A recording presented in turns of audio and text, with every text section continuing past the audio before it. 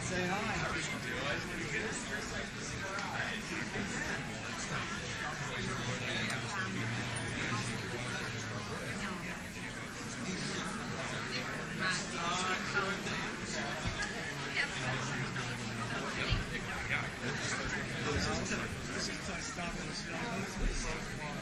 Rachel Cat, and there's Alex and he's hammered and everything. Look at me going, we went from golf with you.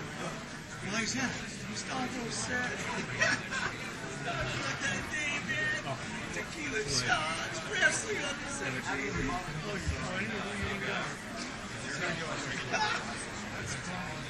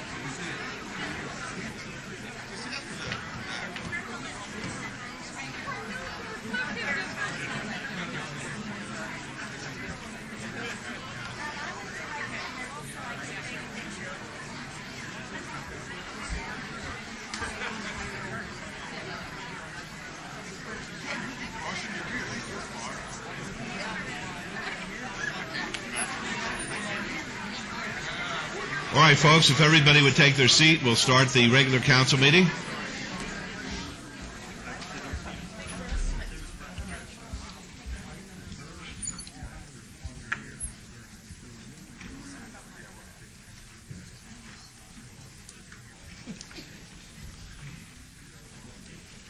All right.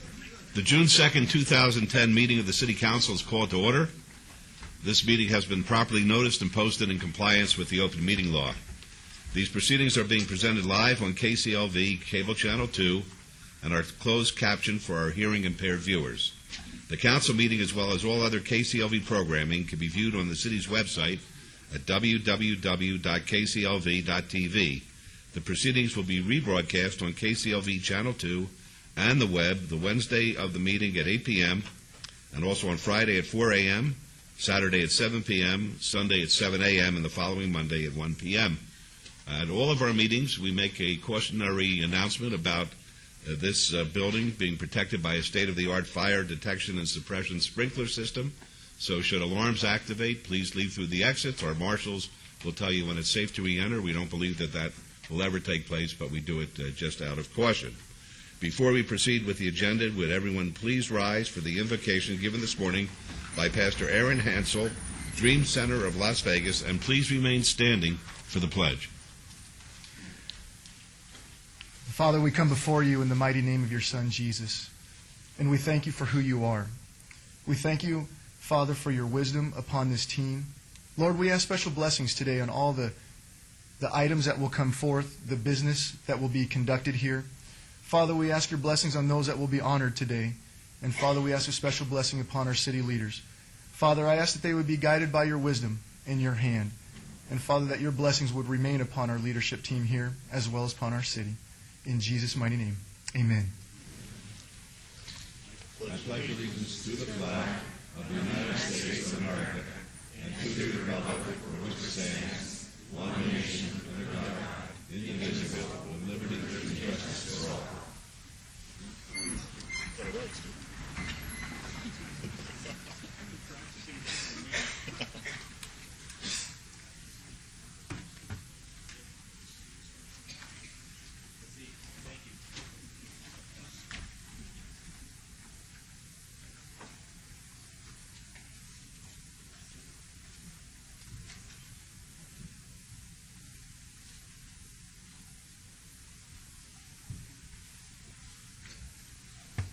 Good morning once again, ladies and gentlemen. This is the ceremonial portion of our agenda.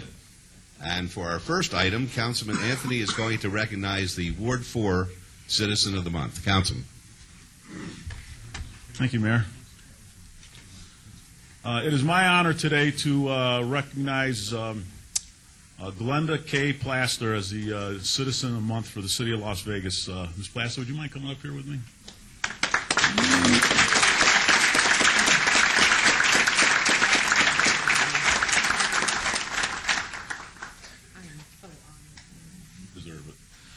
Ms. Plaster began her teaching career by attending the College of Ozarks and Drury College.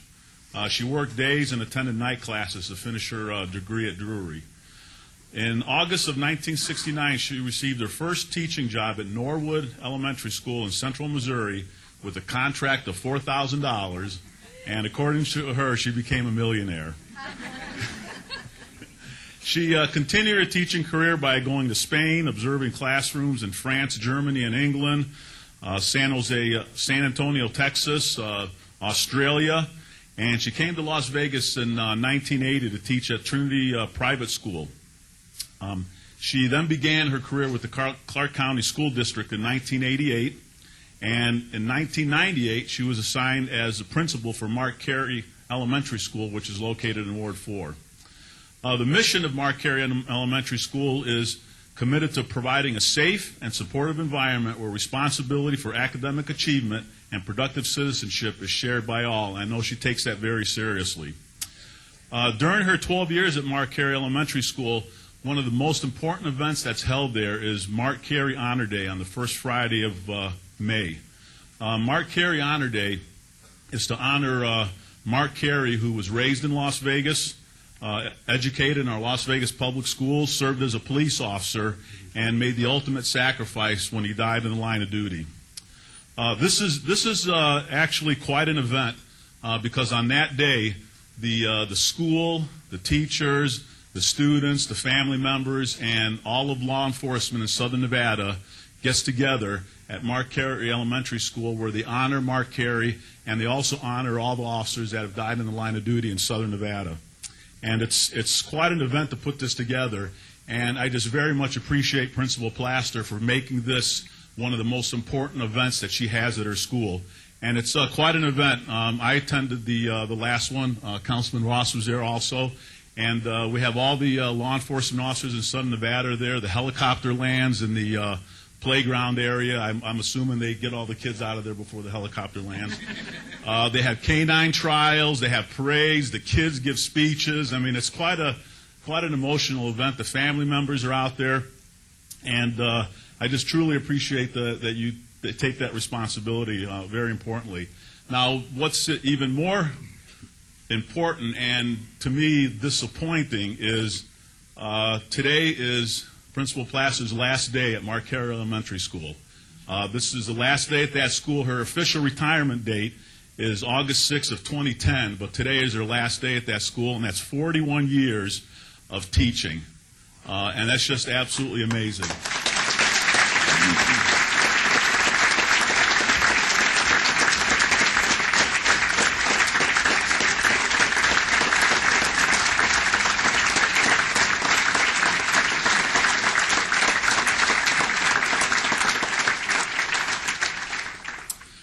As you can see, there's a lot of family and friends here this morning.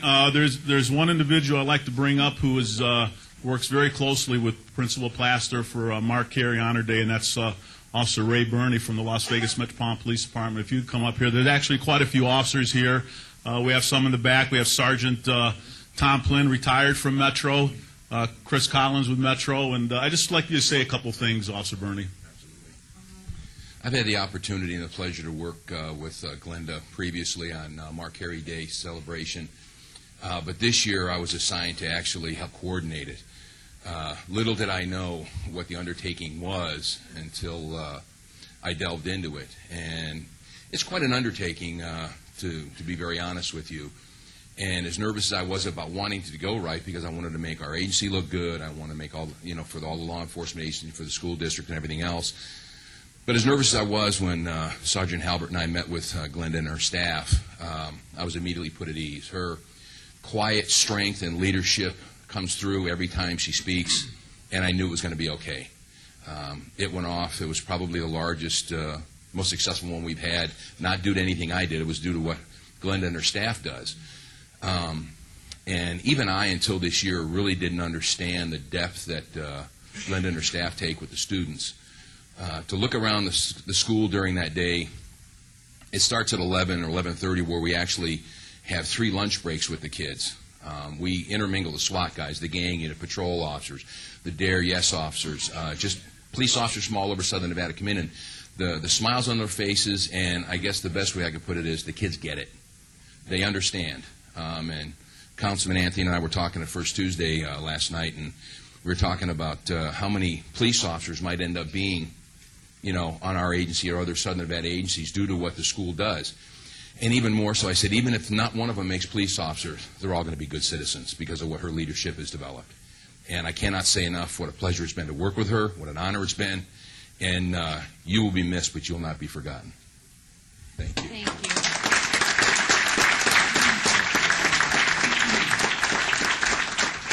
And I want you to know that even though you won't be the principal there, between myself, Councilman Ross, Metro, and all Southern Nevada, we're going to continue Mark Carey Honor Day to show the respect that you've given to it. So with that, I would like to recognize you today as the June 2010 Citizen of the Month. And we have a sign over here that's going to be up for the entire month. Well, where is it?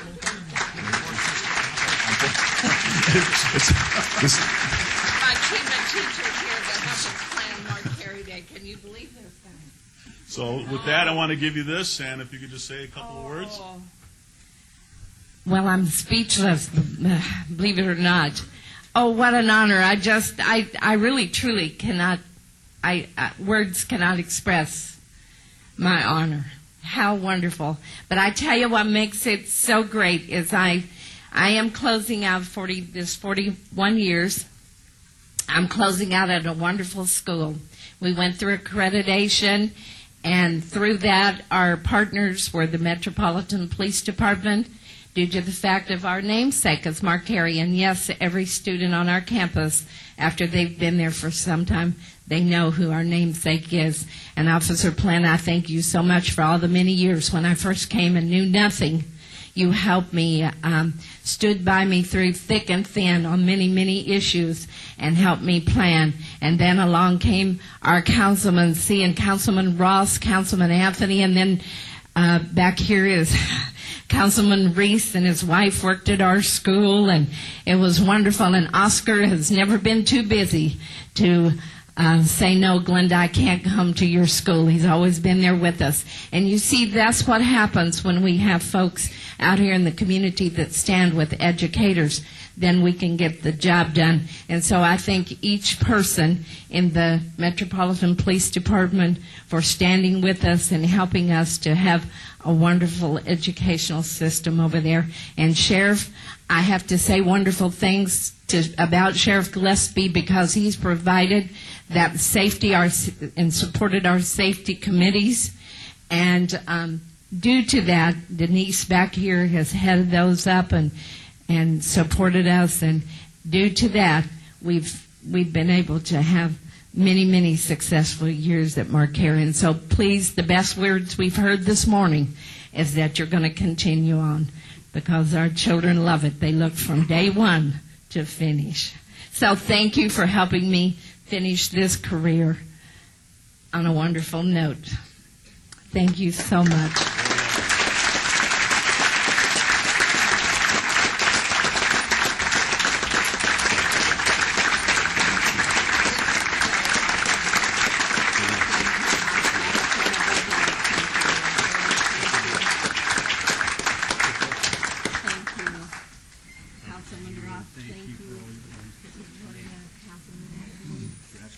Organizing all this is wonderful. Congratulations to you. Yes, that's wonderful. Thank you. Councilman.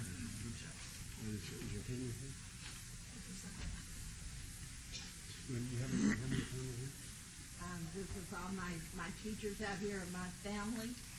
This is my Mark Carey team that helps me organize. They're here with me today. My first room mother, Judith Johnson, Riesling.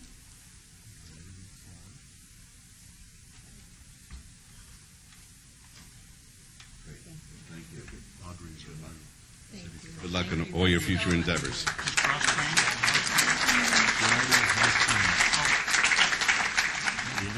Our next item is to recognize the Honor Team of the Quarter.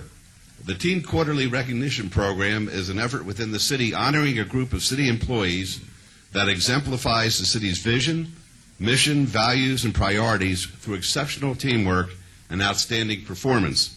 I'm pleased to announce that the Team of the Quarter is the Personal and Fingerprint Identification System team from our Detention and Enforcement Department. I'd like to ask Deputy Chief Michelle Freeman to join us at the podium as I call up the team members. The Team of the Quarter includes Lieutenant Martin Quintana, Sergeant Emmanuel Avella, and Corrections Officer Randy Hertzina. This talented team has worked to introduce a number of new computerized systems to the city jail that are an important part of the criminal identification process. The implementation of these programs has resulted in improved communication between the Las Vegas Metropolitan Police Department and the city jail. This improved communication has led to more efficiency and ultimately improved public safety. The team has also been the lead on a real-time briefing software system that has allowed all of the city's corrections staff to stay informed on all daily activities, security concerns, and departmental information, while at the same time creating a permanent history of all briefings. This briefing system has resulted in a cut in overtime costs because there's not a need to brief officers overnight or after shifts have ended. These officers have embodied their department's mission to protect the public, interact with offenders in a professional manner, and to work in partnership with the community. So on behalf of the entire City Council, I'd like to congratulate this team being named the Team of the Quarter. Congratulations. Chief Friedman. Thank you, Mayor. This is a perfect opportunity to express my gratitude to this team. If it wasn't for them, we wouldn't have the flawless implementation that we did, from the implementation process, from the configuration process all the way to the implementation process. They troubleshot, they spoke with staff, they got input, they continued to seek for feedback and more feedback. They went back to the drawing board, and they kept the lines of communication open. And if it weren't for those lines of communication and their strategic planning, we would never be here today to recognize these guys for 10 years of hard work. So thank you guys very much, and I really appreciate all of your time and dedication. For you. Ready? For you. Thank you. Martin. And Emmanuel. Congratulations. Thank you. Thanks, guys. Thank you very much.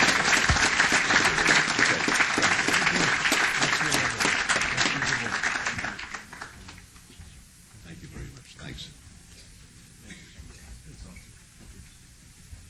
Okay, for our next item, Councilman Anthony will be recognizing the accomplishments of many of the young people who are joining us in the audience today. Councilman Anthony. Thanks, Mayor. I'm back to recognize another elementary school program. This is quite a program. It's called the Great American Pride Program. During the 1998 school year, Jeannie Johnson, a talented education teacher at Ruth Deskin Elementary School, had an idea while working with a group of fifth grade students on early colonial times. Ms. Johnson remembered a personal experience she had in the fifth grade when she was standing in front of her class on a platform reciting the Gettysburg Address to her peers. She was not only very scared, but she was very proud of what she'd just done. Ms. Johnson decided she wanted to provide an event for her students to duplicate that experience. As a result, Ms. Johnson put together what she called the Great American Pride Program based on these things. The program was open to the entire fifth grade, but it was voluntary to participate. The requirements are an extension of the fifth grade level curriculum, are designed to enhance lessons presented in the classroom involving students in a contest where each student can work to be a winner. Each year, a group of fifth graders take advantage of this program, and a lot of work takes place outside of their normal classroom studies. There's an emphasis on citizenship and famous historical documents, and there are 5 requirements that they have to complete. Now, you have to listen to what these kids actually do during this program. They write the Pledge of Allegiance with no mistakes. They recite the preamble to the United States Constitution. They sing or recite the Star-Spangled Banner. They recite all 50 states and capitals in alphabetical order. They recite all 44 United States presidents in chronological order, and they recite the entire Gettysburg Address. Ruth Deskin Elementary School, which is located in Ward 4, I was proud to recognize their fifth grade students who went through this program last week because they weren't able to attend. However, we do have 3 fifth grade classes that are representative of the Great American Pride Program. One class is from Mountain View Lutheran School, and the other 2 are from the Meadow School in Summerlin. I believe there's 2 teachers here. Christine O'Neill from Mountain View Lutheran. Why don't you come on up here, please?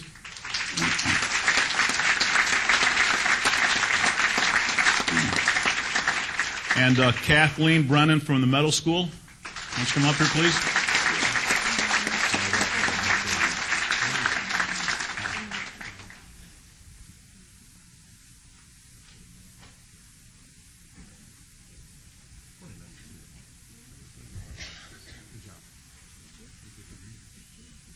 If you could just take a minute and just talk about the program a little bit more. I probably didn't give it as much justice as you guys could. First, we wanted to thank the City Council for allowing us to be here today and honor this great accomplishment that these students did. And thank you to Mr. Ruggiero, who coordinated this for us. My name is Kathy Brennan. I'm one of 3 fifth grade teachers at the Meadow School. Mr. Bill Bissell is over here. He's one of the other ones, and Mrs. Linda Bookout, who is unable to join us today. I would also like to make a special thanks. As you know, both these are private schools. My daughter was in Mrs. O'Neill's class last year, so it was because of this woman that we were able to bring the Great American Pride program to the Meadows School, and this is our second year of doing it as well. So I'm going to pass this over to Mrs. O'Neill. All right, thank you. And again, my name is Christine O'Neill. I teach 5th grade at Mountain View Lutheran School. And actually, you taught me something today about the program, because I actually heard about the program about 6 years ago when my nephew was at Jacobson Elementary School, a public school, and I really did not know the exact history behind it. So you must have done some digging. I had called the curriculum office, and they didn't even know. So I'm glad that we finally have the history behind it. And I really like and enjoy the program. I think it has been a great tool to use in the classroom. Been using it about 6 years, and I'm sure at your school as well, that you've done more than just having the students memorize 6 different criteria, and I know that they'll never forget the Gettysburg after this. It's been drilled into them. But they've learned much, much more. Each step of the way, we've done more than just the memorization. They've done state reports, not all part of the curriculum, but for this program, but we've added to it. So as they've been, let's say, learning the states and capitals, they've also done a state report. As they've been learning the presidents, they've also done a president essay. They've learned about the Civil War, and they've learned the meanings of the words that they've memorized. So we're really grateful and honored to be here today, and we thank you for this time that you have allowed us to recognize the students' hard work.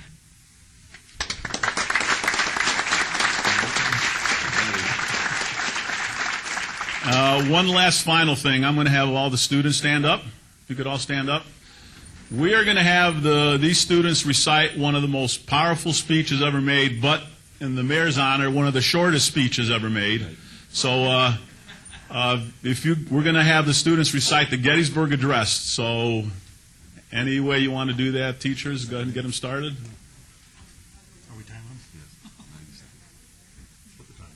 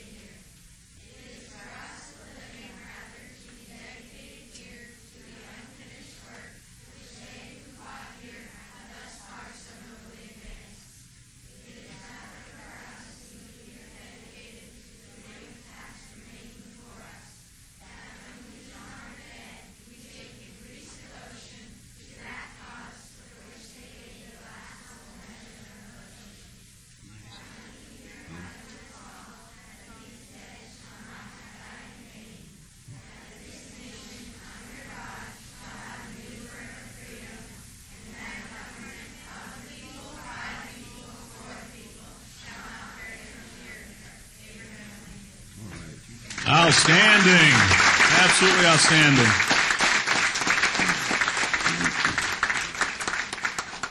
So with that, I have certificates of appreciation for every single student signed by the mayor and the city council. Thank you, Mayor. And we're gonna have you take a tour of City Hall. We're gonna have you rummage through the mayor's office. He's got a $20,000 bottle of gin in there. Please don't touch that. And then we're going to take you to the fire station. And so have a great day, kids, and great job. Thank you very much. Don't leave yet. Don't leave yet. I'm going to tell you something that you may not know. This is very interesting to me. On Memorial Day, I always make a point of going to the various cemeteries and mortuaries in order to honor the fallen and those who have given their life in order that our country could be better than any other country, preserving our freedoms. And I read up on the Gettysburg Address every year, and this year I discovered something a little different. And when they were going to have the ceremony out on the field in Gettysburg, two-thirds of all of the soldiers who were killed had not yet been buried. They were just lying in the field there, and the ceremony was basically around a gentleman by the name of Edward Everett, who was a great orator. And they asked Mr. Everett to come and give the keynote speech in order to dedicate the cemetery grounds. And he came there and he spoke for 2 hours. And nobody remembers a darn thing he said. Don't even remember his name. And President Lincoln, who, when he wrote the Gettysburg Address on the back of some scratch paper and some envelopes, he said that no one's going to remember what he said, and yet it's probably the most recognized statement concerning a dedication to those who have served their country. So I thought you might want to have that information. And number two, I always like to ask a question, and whoever gets the answer to this question, when they go up to my office and rummage through it, and don't touch that bottle, please ask my staff for a good luck chip to give it to the person who gets this question right, okay? Raise your hand if you know the answer. Who was the 15th President of the United States? Right back there, this young lady. Yes. James Buchanan, right on the button. You get a good luck chip.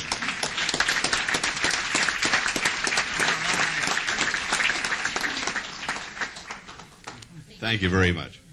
Okay. Councilman Ross is going to recognize a special anniversary for a group that provides great service to the community. Councilman Ross. Thank you, Mayor. We have such talented kids in our community, don't we? It was my intention to have this chamber filled with hundreds of scouts in their uniforms, but I didn't want to disrupt the Clark County School District on the last day of school. Today we are celebrating a huge milestone for the Boy Scouts of America. This year they are celebrating their 100th anniversary. The anniversary motto is Celebrating the Adventure, Continuing the Journey.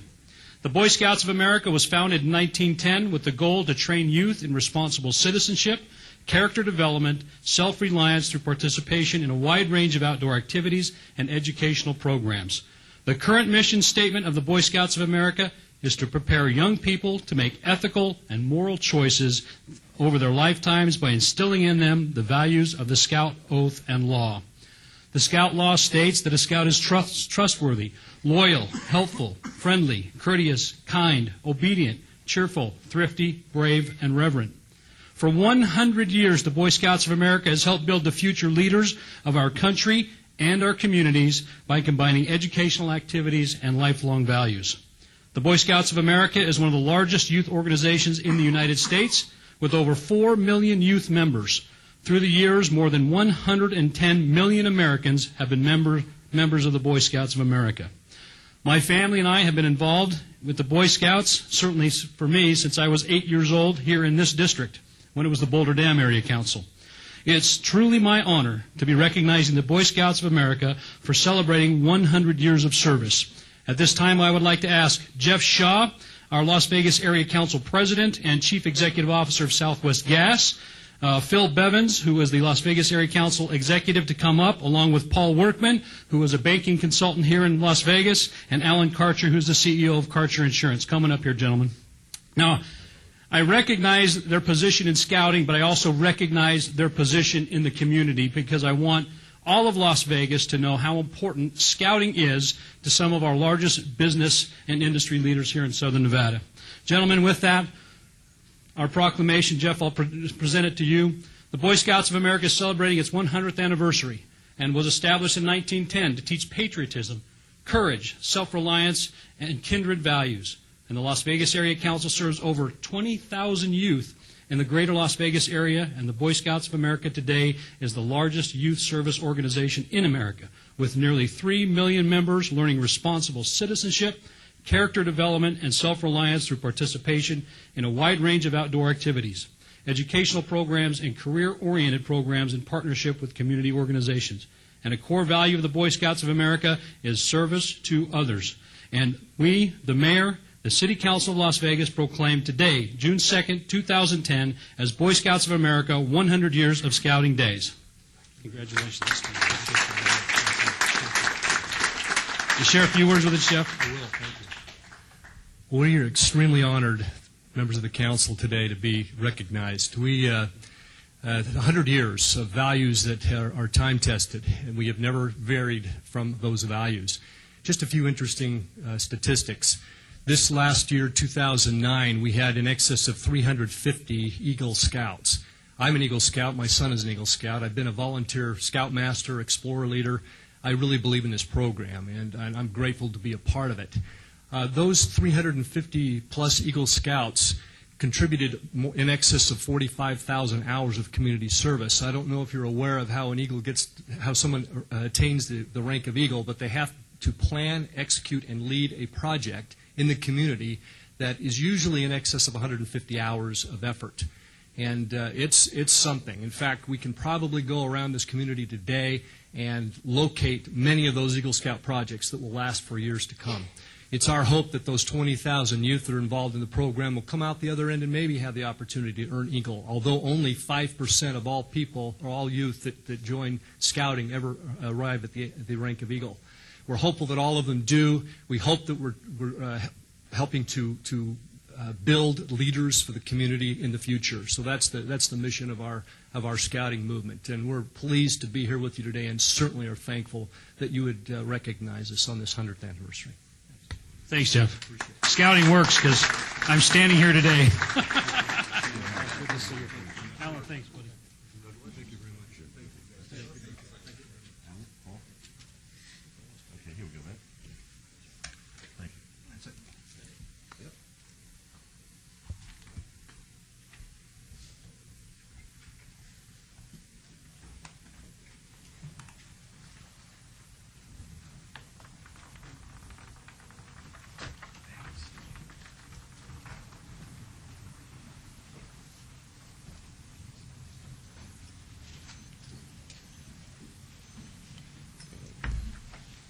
Whip through this.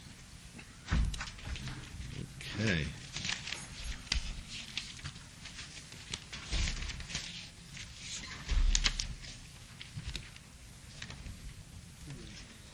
All set? Good. Okay, item number 9, any items from the morning session that the council, staff, and/or the applicant wish to be stricken or held abeyance to a future meeting may be brought forward and acted upon at this time. Mayor Pro Tem. Thank you, Your Honor. We have item number 37, is a temporary beer wine cooler on sale license. Michael Enterprise doing business at Sushi Bar, Sage, 4408 North Nashville Drive. Staff's asked that to be on advance until our next meeting on June the 16th, 2010. Item 38 is a appeal of a work card denial. Renee Kingsbury doing business at 7-Eleven store, 4950 West Charleston Boulevard. Staff's asked to strike. At this time, are there any other items we need to bring forward at this time? Hearing none, Your Honor, make a motion to bring these two items forward and take the appropriate action, please. Thank you. Let's vote on that, please. Post, please.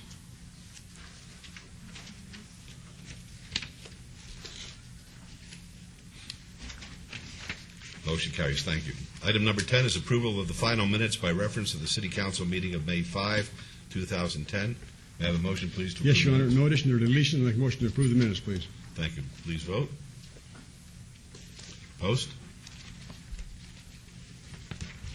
Motion carries. Thank you. Items 11 through 33 are on the consent agenda. They're recommended for approval by the departments and may be enacted in one motion. Are any of these items that the council wishes to bring forward at this time? Your Honor, I think 33 would be appropriate. All right. Ms. Rainey? Yes, I need to make a correction on item 20 and 26. 20 and 26 and 33. Okay, anything else? All right. May I have a motion, please? Yes, Your Honor. Make a motion to approve items 11 through 33 with exceptions of 20, 26, and 33. With all conditions, please. Thank you. Please vote on that. Please vote. Post. Motion carries. Thank you. Item number 20 is approval of award of agreement number 100206-TF, Prime Design Services Agreement for Sewer Rehabilitation Group D, located on Decatur Boulevard between Gowan Road and Cheyenne Avenue in the Las Pradas development from Ann Road to Lone Mountain Road, and this is in Ward 6. Councilor Ross?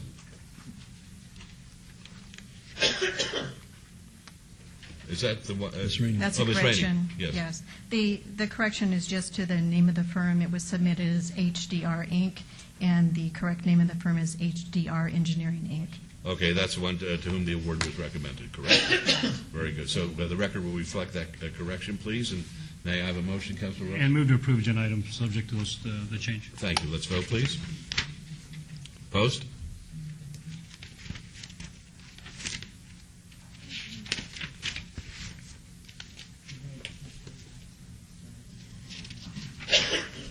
Motion carries. Thank you. Item 26 is approval of award of purchase agreement number 100224-SK, purchase of TYMCO or Timeco sweepers, Department of Field Operations. The award recommended to H&E Equipment.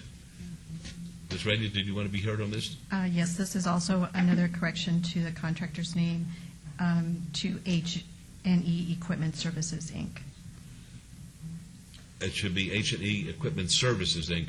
Correct. Okay, very good. Well, the record will reflect that modification. May I have a motion, please? Yes, Your Honor. Move to follow staff recommendation for the correction, please, with all conditions. Thank you. Let's vote, please.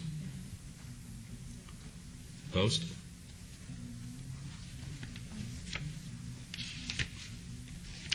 Motion carries. Thank you. And 33 is R40-2010, approval of second resolution supporting the designation of an area known as the Upper Las Vegas Wash as an urban national park unit managed by the National Park Service, and this is in Ward 6.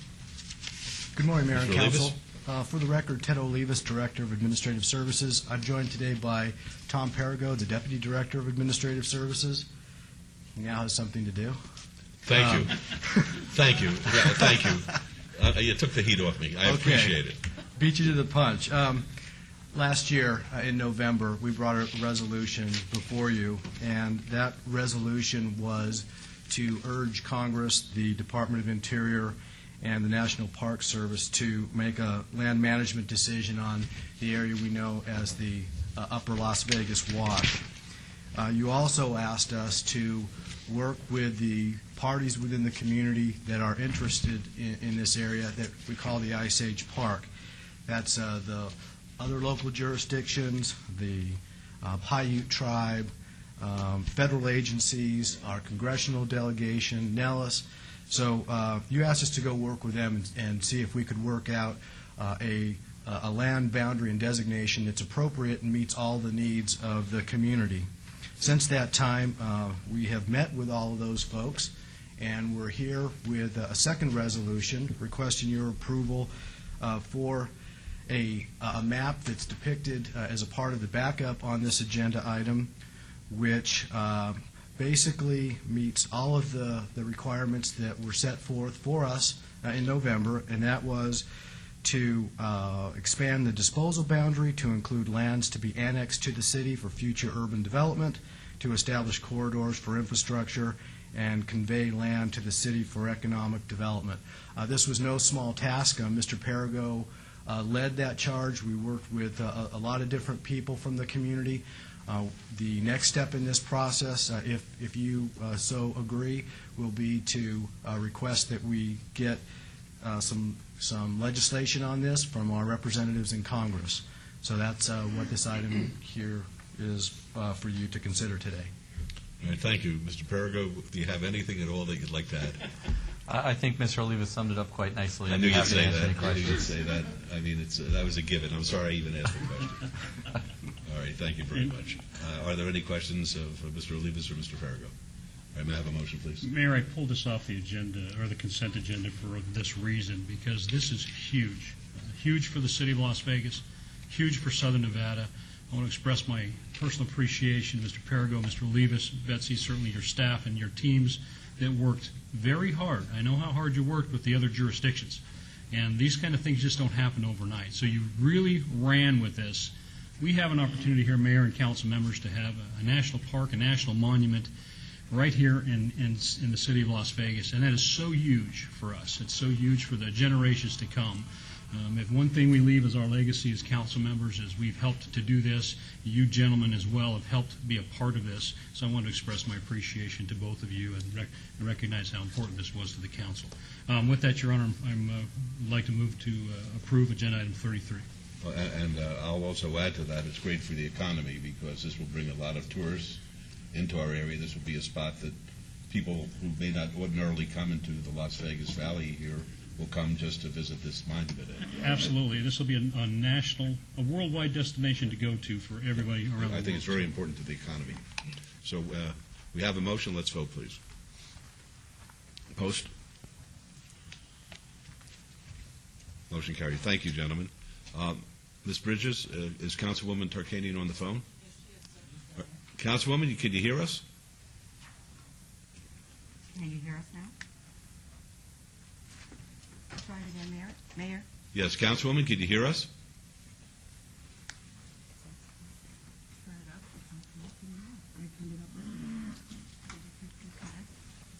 Councilwoman, can you hear me? Okay, hold on. We'll try it again. All right.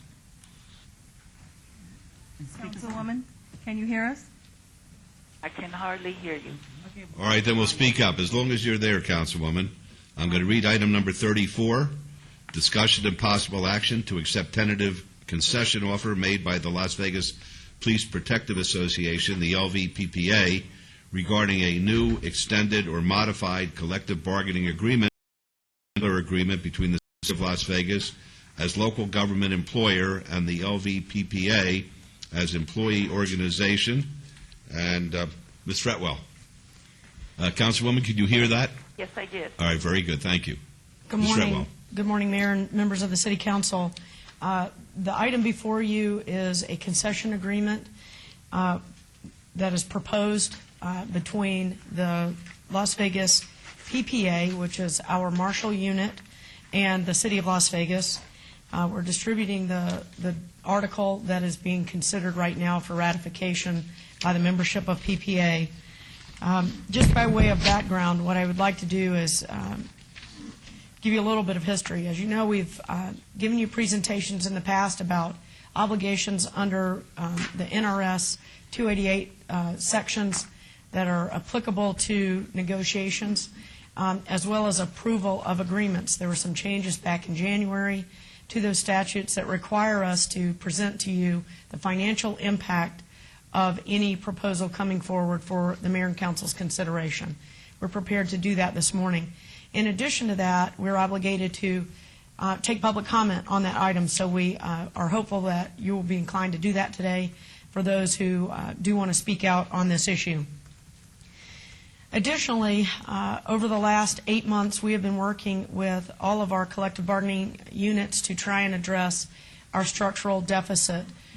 We've talked in great detail about that structural deficit, and we have been trying to work out agreements as best we can in regard to the labor costs associated with those that structural deficit. To this point, we have not been able to bring a proposal forward to you for your consideration in those discussions until now. The PPA has indicated in a concession offer to the city the bullet points that are on your screen this morning. As you know, we asked for flat, which means COLA, no merit, no growth in any of the benefits for our employees, plus a reduction of 8% to try and help us balance the budget. This gets pretty close to that point. It's about a little over 80% of the way there. And what it includes is a waiving of the COLA that this bargaining unit would have been entitled to under the current contract for fiscal year 11. That's 3.75%. That would also include a waiver of a step increase, which for next year would be 5.5% for those members who are eligible. They would waive the remaining $712.50 for a uniform allowance, which in the concession agreement last year they gave up 50% of that, so this would eliminate it for 1 year. There would be a base pay reduction of 4% for all the members of the unit. In the future, fiscal year 12, the merit pay awards would be 4%. So we would have an established range that as an individual moves through that range, instead of it taking them 8 years to top out, it would take them 11 years approximately to top out. Part of this proposal would be that if we engage in layoffs after July 1, that we give 6 months' notice and give the opportunity for the person who is impacted by that layoff to have a 3-month severance payment as a part of that 6-month period. So if they left after 3 months, they could take a 3-month severance payment. We are changing some of the job duties for the Detention and Enforcement Marshals Unit. That would include their expansion into the warrant service program. There are many more of them out in the field, and so this will help us hopefully with efficiencies in addressing those outstanding warrants in our community. So we're working diligently to address that issue. The municipal court marshal's job duties will not be impacted. The duration of this concession agreement is 1 year. As you know, this agreement expires next June. So in June of 2011, we will likely be back at the bargaining table with this group probably in February, if not before. Also, as a part of this, would be to freeze longevity pay for 1 year. This makes significant progress in addressing the goal that the council has identified as far as addressing that structural shortfall. What it does is it allows us to do some things administratively. One, we had talked about doing a consolidation study between the municipal court marshals and the D&E marshals. We will not need to do that right away. We can put that off, and we can do that if we feel that we're in a position where we need to further evaluate that consolidation. However, with the division of the duties, if you will, and expansion of the warrant service into the detention and enforcement marshal program, we feel like we will be able to really judge the effectiveness of that based on them taking on those responsibilities without having to pay a consultant to do a consolidation study. So we save a little bit on that end as well.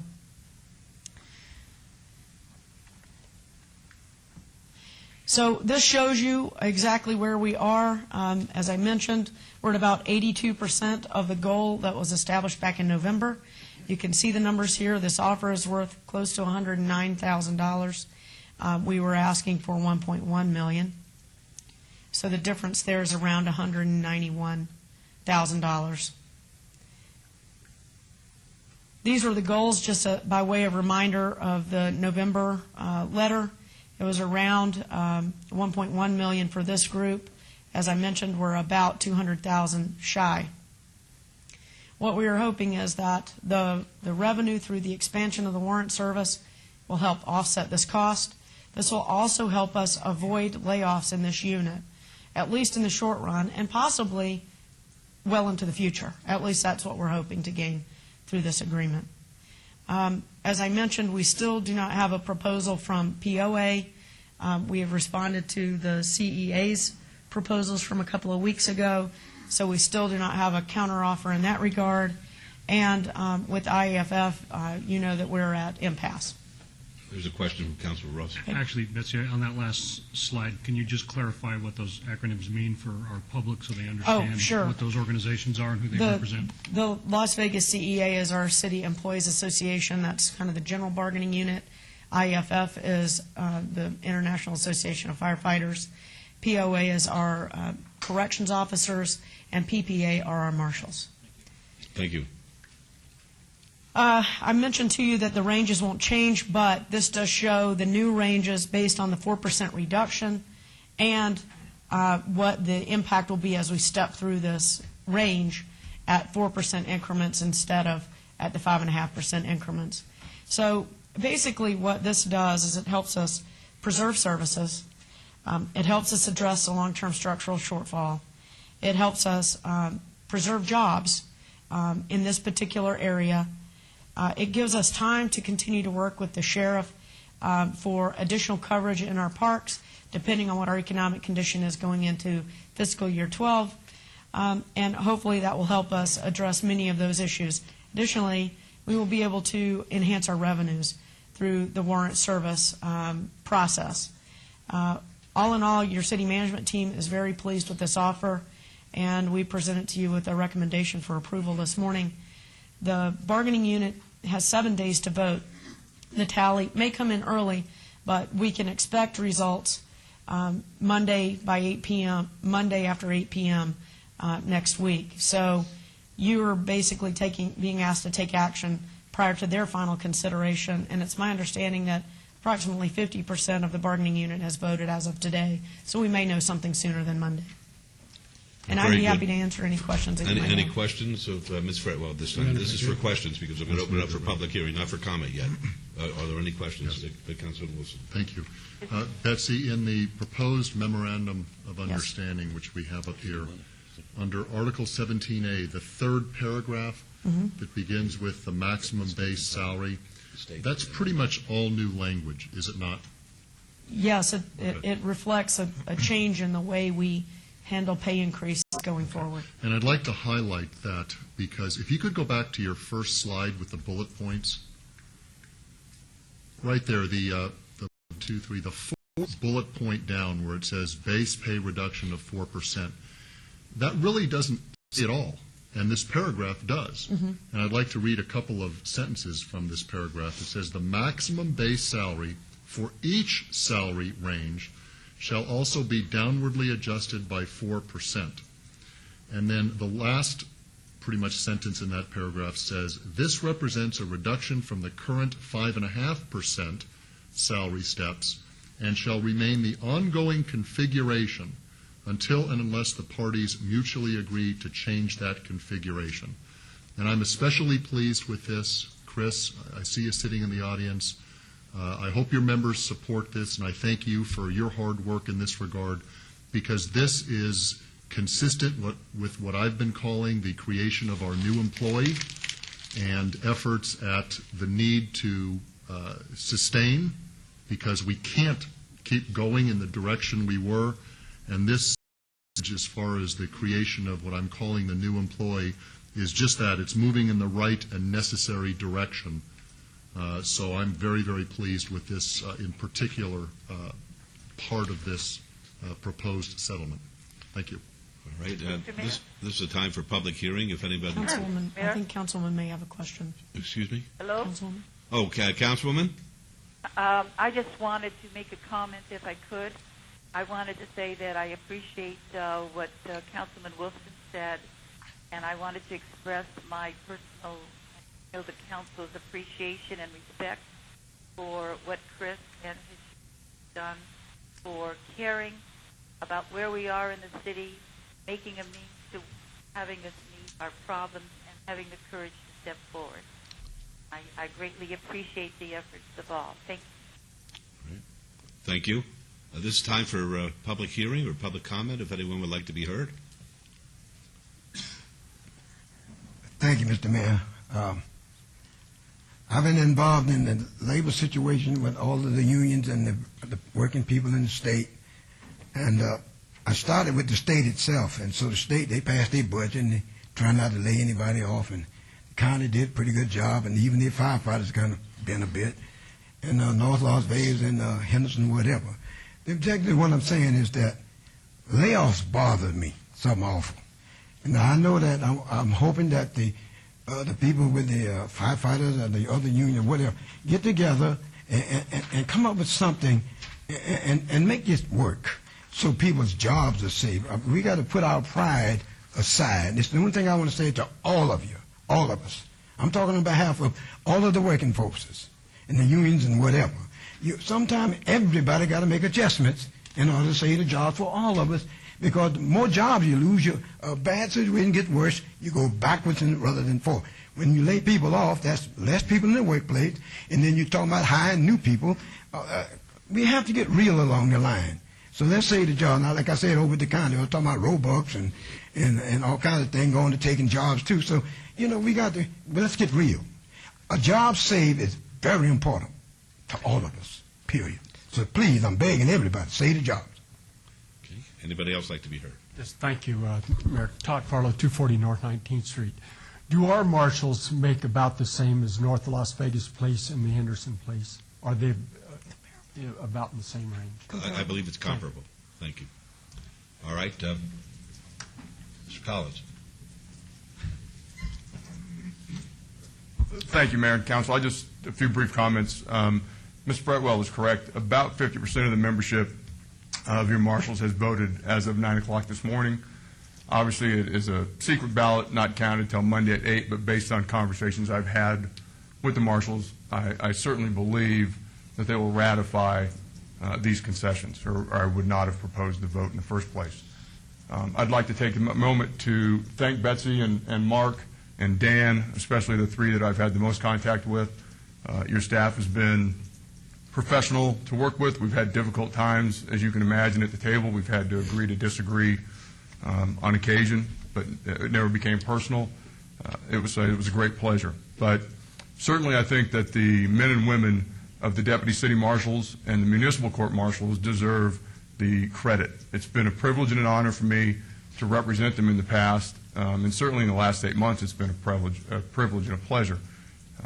It was their offer after a meeting with yourself and Ms. Fretwell, Mayor, attended, that they came with this concession offer. It wasn't myself or my staff who came with this offer.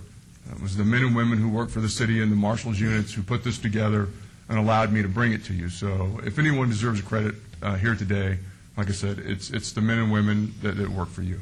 Thank you for your time. Thank you. Mr. Collins, before you leave, please. I just want to thank you for your diligence. You can say what you want about the people you represent, but you're the leader, and I always feel like the leader gets the credit. But I do know that the marshals, to me, they must have taken a lot of heat when we had that young gentleman get before us at the last council meeting. And to me, it made me cry because I've said all along I don't want to see anybody get laid off at the city of Las Vegas. But yet I know that we have to, unless we get the concessions. And you are a great leader. And I just hope that young man that's going to at least be able to keep his job for another year appreciates your leadership. Thank you. I appreciate that. Thank you very much. All right. Yes. Mr. Collins, before you step away, I'm going to echo the same thoughts Mayor Pro Tem has just shared with you. It took good union leadership to get to this point. And I'm going to mention the men and women that you represent as well. And I think the mayor and council, regardless of how this vote goes, I think we all recognize that they know they're partners with the city of Las Vegas. They are part of this family that we're trying to work with, trying to save. We don't want anybody unemployed. We don't want to lay anybody off. We're trying to preserve services for the benefit of the residents of this city and all departments. But this is good to see that those men and women, and it's been tough. I mean, it's been emotional. It's been challenging. I see your marshals on the streets. I see them at the store. I understand. And I just got to say, this is a step in the right direction. And Betsy, your team as well. This isn't over yet. But it's good to know we have employees who work for this city that recognize they're a partner with us in trying to overcome this economic downturn. Appreciate it. Thank you. Mayor, Thank you. Mr. Yes. Collins? Yes, sir. I know the last time that you was before this council that a lot of emotions came out of your conversation and your thought in respect to the council. And just so that you know, I didn't take any of that personal because I understand that we're dealing with people's lives. And specifically in a situation where the city is lacking funding in order to keep the city afloat, a lot of emotions from both sides basically arise. But I believe the calmer heads prevail. I understand that there is a vote taking place, and I believe that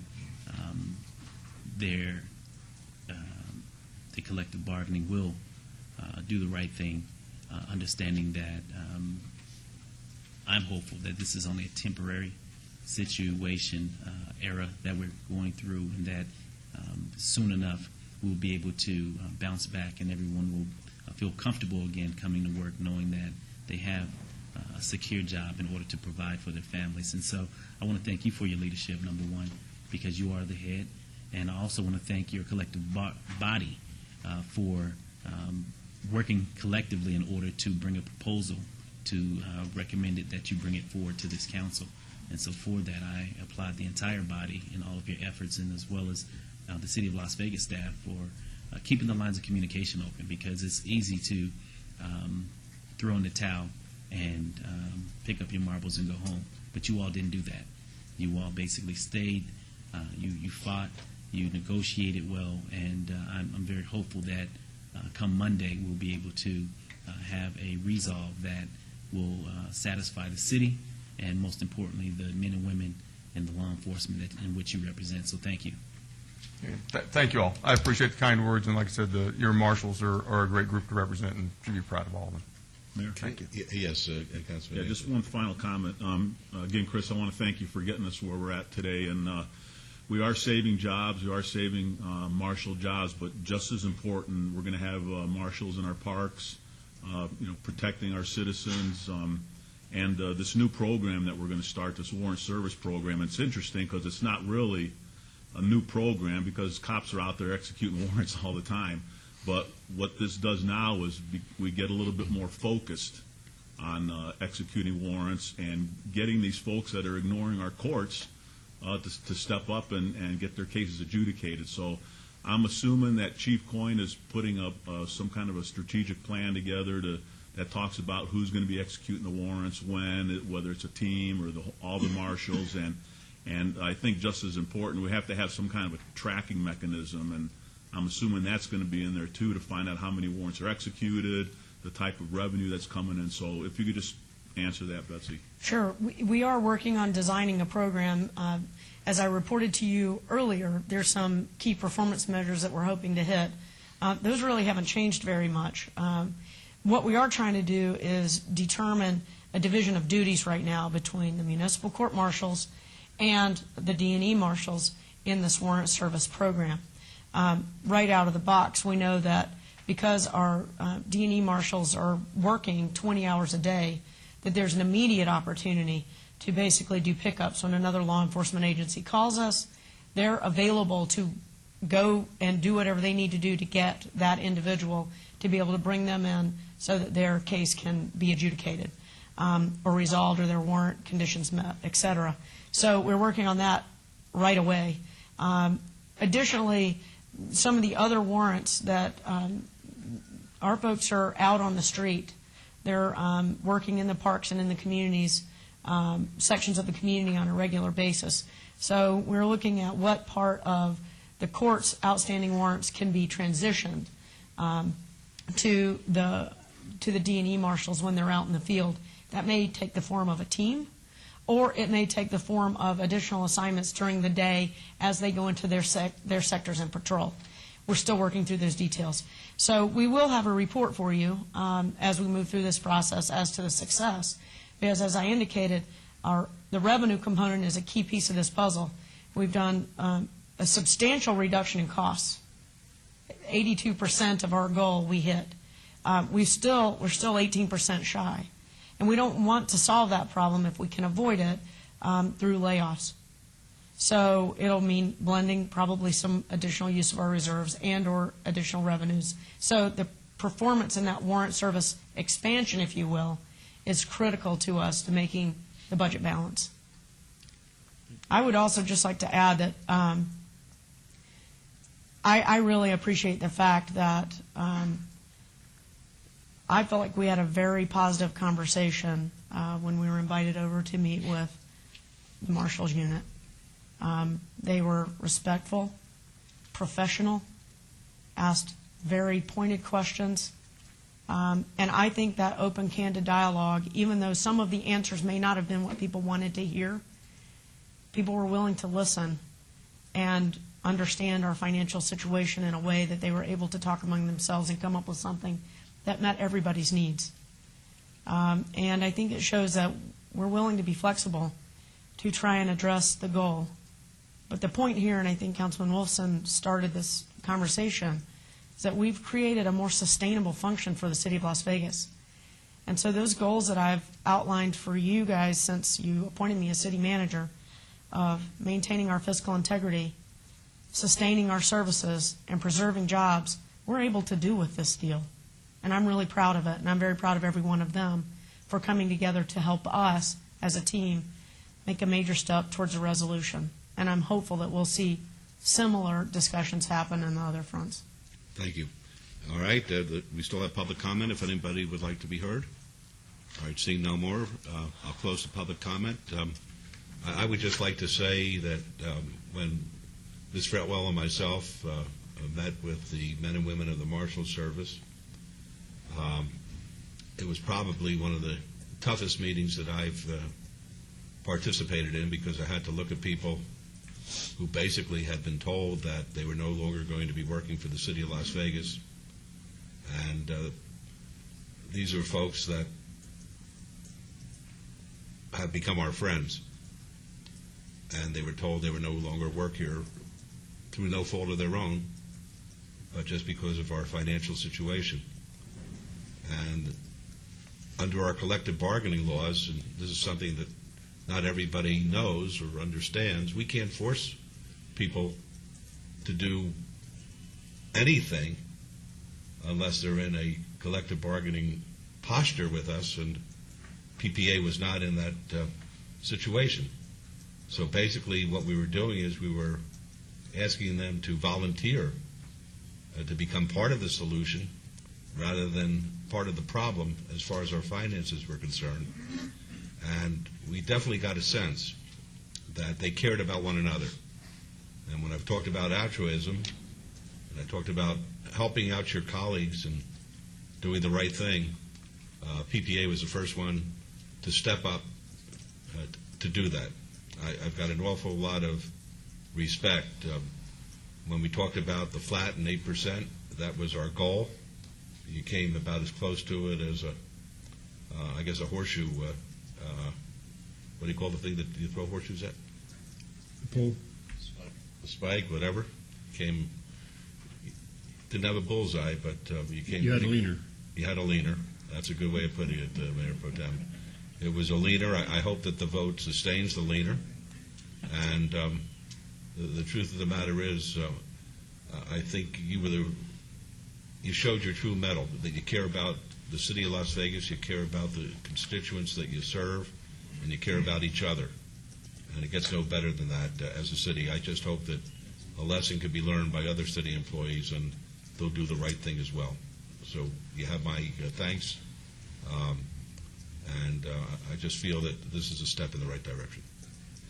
All right, may I have a motion, please? Yes, Your Honor. But first of all, we did have public comment today, and, you know, our legislature enacted us before we approving like this that we offer public comment. I just wish there was more people here today that voiced their opinions to me, most of them in person at my other job. And I know that our staff, Betsy, you deserve a lot of credit also, you and your staff, for doing this. But again, though, I want to mention to Mr. Collins, I think at an earlier meeting, you was talking about these contracts was negotiated in good faith. And I think I added something like it was negotiated in good faith during good times. And I ask you to please continue to negotiate in good faith in the bad times. I think this has been proven today that we can do that if we have the opportunity. And with that, Your Honor, I'd like to make a motion to accept the concession offer made by the Las Vegas Police Protective Association, Metro Inc., Detention and Enforcement Marshals and Municipal Court Marshals, Commission Officers Unit, and if that offer is ratified by its membership, to enter into a memorandum of understanding amending the collective bargaining agreement between the parties as set forth in the discussion today. Thank you. All right, thank you. My vote is yes, and aye. Did you need any clarification, Councilman Barlow?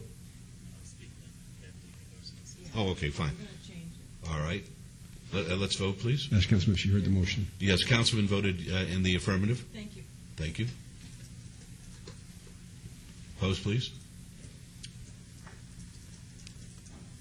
Motion carries. Thank you. I think you should show Councilwoman Tarkanian voting in the affirmative. Very good. Thank you. Okay. Yes. Thank you. Okay. Item 35 is discussion and possible action regarding complaint seeking disciplinary action against RAN Oriental Therapies LLC, doing business as Oriental Angels Massage, and Ridley RAN at 2600 West Sahara Avenue, number 115, for violations of the Las Vegas Municipal Code, and this is in Ward 1. Mr. Byrne? Good morning, Your Honor. Your Honor, this is on for approval of a disciplinary complaint. I'd like to submit the original complaint to the clerk. All right. Would you be kind enough to do that, please? All right. The clerk may receive it. I'd ask the council council to approve the filing of the complaint, order that it be served on the respondents, and set it for hearing between 30 and 60 days from today. All right, Ms. Bridges, can you suggest a date which would be convenient between 30 and 60 days from today? 45 days. That sounds about right. July 21st? That sounds good. July 21st will be the date. Do we have to have a motion on that? I believe we do. Yes. All right. That would be the motion, Your Honor. All right, thank you. Let's vote on that, please. Host? Excuse me?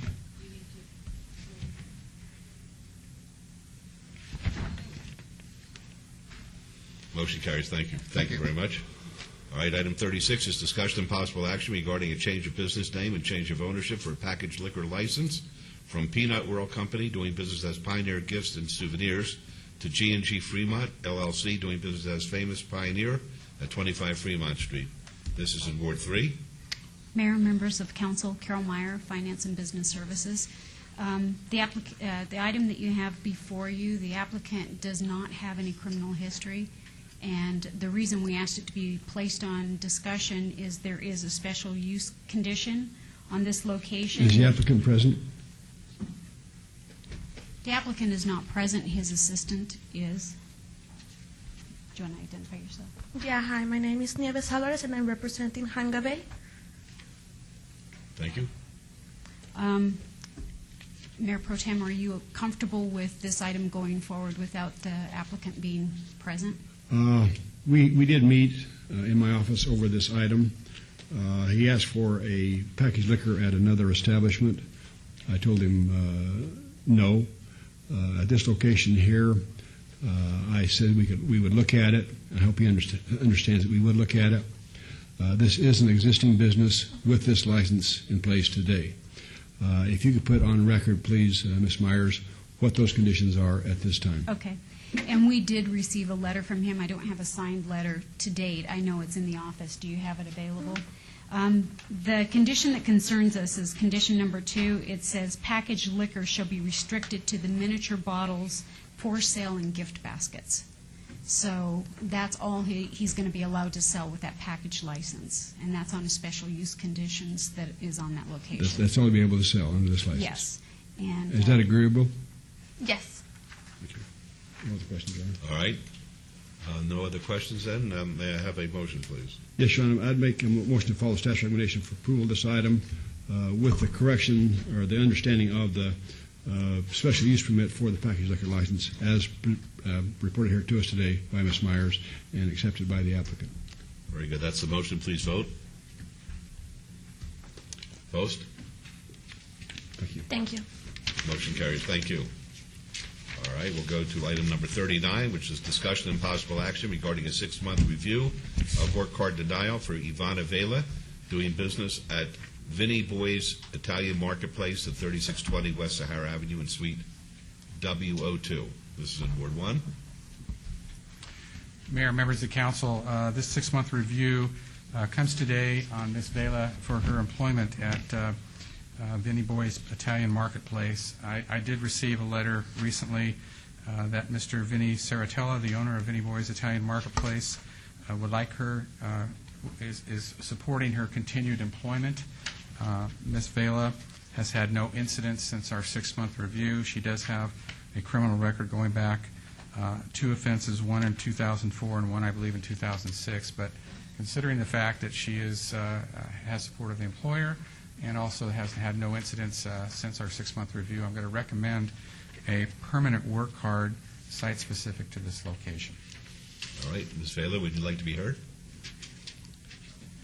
I would just like to be considered for a permanent card. Okay. The recommendation is that you get a permanent, but it has to be working at this specific place. Do you understand that? Like, in other words, if you were to seek other employment, you would probably have to come back to us for another work card. But the work card that's being recommended for you by Mr. DiFiore would be to Vinnie's Italian Marketplace at that location.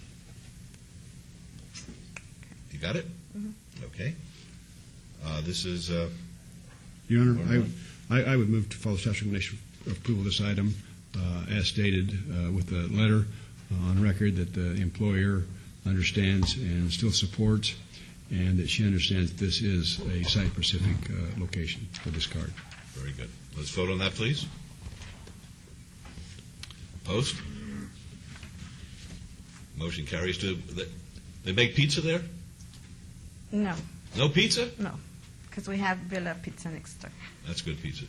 All right, thank you. All right, good luck to you. Thank you. Motion carries. Okay. Item 40 is R41 2010, discussion and possible action regarding a resolution consenting to the undertakings of the City of Las Vegas Redevelopment Agency in connection with the Entertainment Visual Improvement Program agreement between the RDA and Artemis W. Ham III and Hookah Cafe LLC, doing business as Maharaja Hookah Cafe, located at 500 and 506 Fremont Street, to be in compliance with and in furtherance of the goals and objectives of the RDA. This is in Ward 5, and this item is related to the earlier item before the Redevelopment Agency, item number 6 this morning. Mr. Arendt. Thank you. For the record, Bill Arntz, Director, Office of Business Development. We had a discussion at this morning's Redevelopment Agency meeting, which you recommended approval. The item is in order. Staff recommends approval. Okay, any questions, Mr. Arendt? All right, hearing none. Councilman Barlow? Move for approval. Very good. Let's vote, please. Oh, okay. I've been corrected. It's Hookah Lounge, not Hookah. Okay. All right, motion carries. Thank you. All right. Item 41 is Bill number 2010-20, revises and updates zoning-related application and hearing procedures generally, provides that Planning Commission action on most special use permits is final unless appealed or requested for review by a member of the City Council, and provides a procedure for required reviews of approved zoning applications. Councilman Barlow, do you wish to have it read, please? Yes, please. Thank you. Thank you, Your Honor. Thank you, Councilman. Bill number 2010-20, an ordinance revising and updating zoning-related application and hearing procedures generally, providing that the Planning Commission action on most special use permits is final unless appealed or requested by the review by a member of the City Council, providing a procedure required for reviews of approved zoning applications and related matters. All right, thank you. Councilman Barlow, do you have a motion? Move for approval. Thank you. Let's vote. Opposed? Motion carries. Thank you. Item number 42 is Bill number 2010-21, updates the hearing procedures of the municipal code relating to parking infractions. Councilman, do you wish to have the bill read? Yes. Thank you. Thanks, Councilman. Bill number 2010-21, an ordinance to update the hearing procedures for the municipal code relating to parking infractions and provide for other related matters. Thank you. Councilman, do you have a motion, please? Move for approval. Thank you. Let's vote. Opposed? Motion carries. Thank you.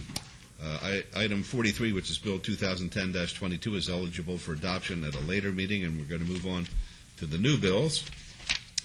New bill item 44, Bill 2010-23, will be heard at the recommending committee meeting on Tuesday, June 15, 2010. Mr. Jervik, could you read that, please? I'll be happy to, Your Honor. Bill number 2010-23, in order to clarify that the licensing fees imposed on a public utility pursuant to LVMC Chapter 6.67 may be collected from a governmental entity that is a customer of the public utility and provide for other related matters. Thank you. Councilman Barlow, will you be available on June 15th? I will be. Good. Councilman Anthony, will you be available? Yes, sir. Very good. Then you're assigned this particular bill. Let me ask Ms. Fretwell, is there a need for item 45? Only if you have things to discuss. Does anybody wish I to have nothing to report. Does anybody wish to have a closed session? All right, hearing none, our meeting will be in recess until 1 p.m.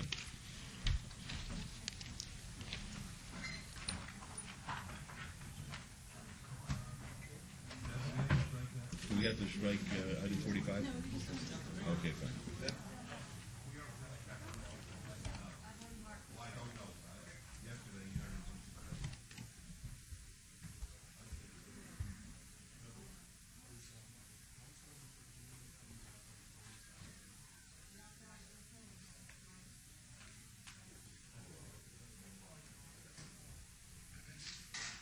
Raj? It's good news. It's really good news. I hope the vote goes like I think it will, and it's good stuff.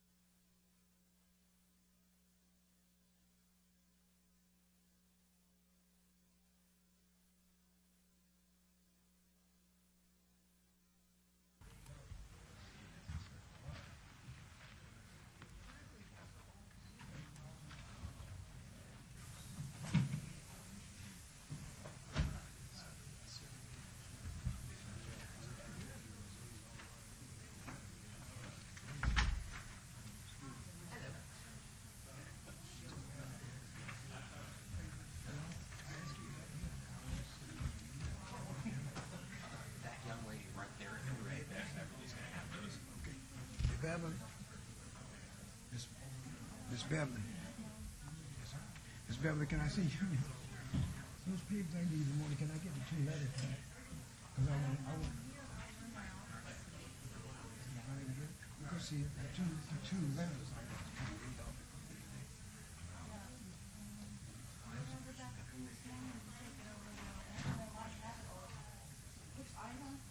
It's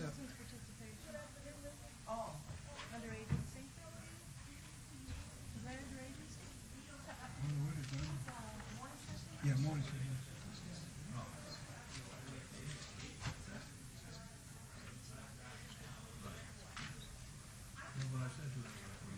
See, it has some pictures and everything. I didn't mean to get other stuff to you, because I wanted to read the 2 letters off. What I need is 2 letters back, because it's from the President of the United States.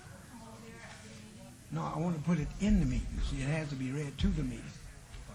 So I appreciate if somebody go get it.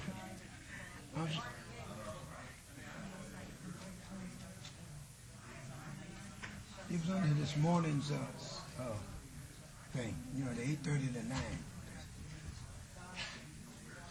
8:30 to 9. Yeah. I want the 2 letters. Just the 2 letters. You're going to give them back to me? Oh, yeah, I'm going to give them back to you. Yeah. Is that already stamped? You can do that. No, you have to keep it. Take my 2. No. I just want to read these 2 off. See that president? You see, this is supposed to read it, right? And that guy is president. And you'll give them back to me? See, these are only copies. I got the original. Yeah, because I've already asked. No, this you want to keep, but I just wanted to. I appreciate it. Thank you. I'll give it back.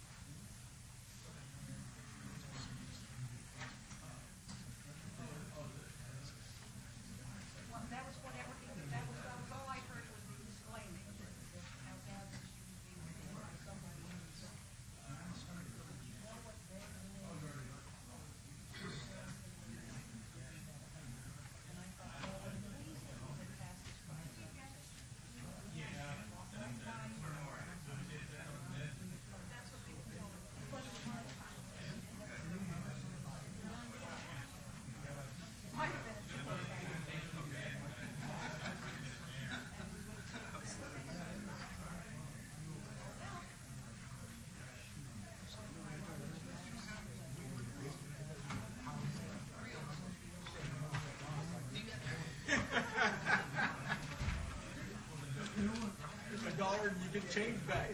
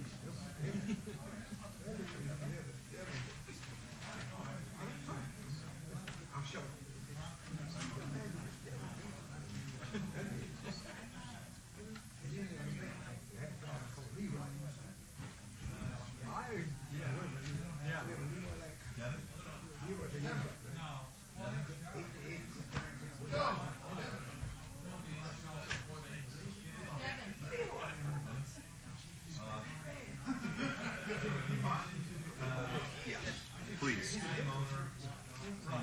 Yes, it's two houses next door, mother and son.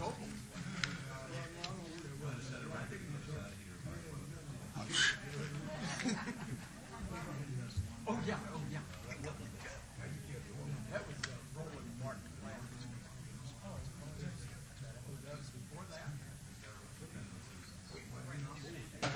Yeah.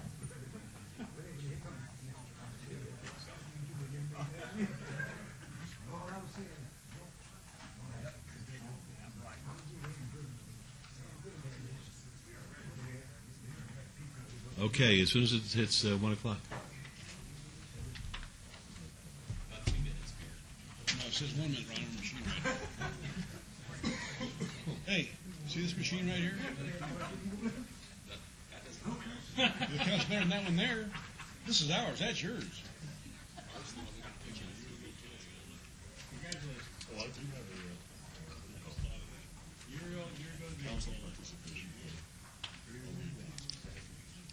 No, take your time. You're having fun.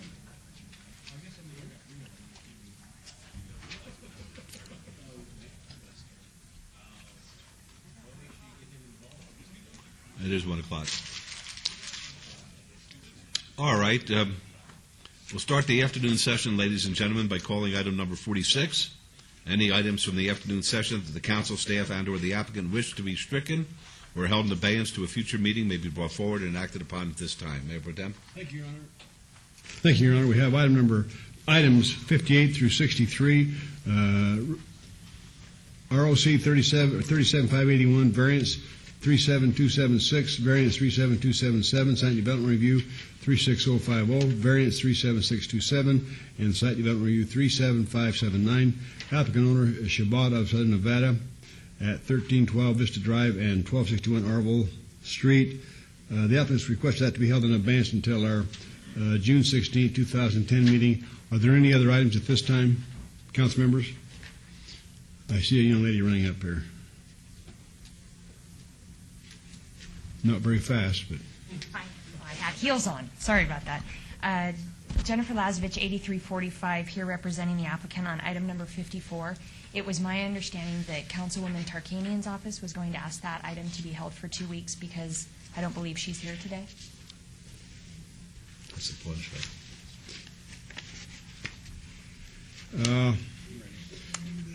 Some of us are ready, but item 54 is a special use permit.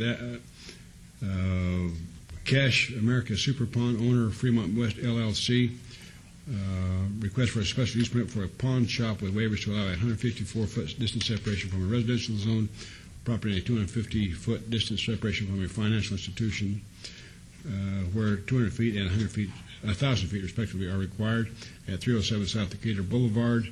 We will ask that to be held in abeyance until our June 16, 2010 meeting also. Thank you, Jennifer. Are there any others? Seeing none, you're going to make a motion. We bring these items forward. Take the appropriate action, please. Very good. Let's vote on that, please. Host?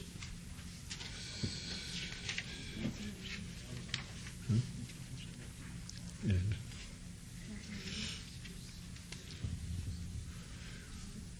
I voted.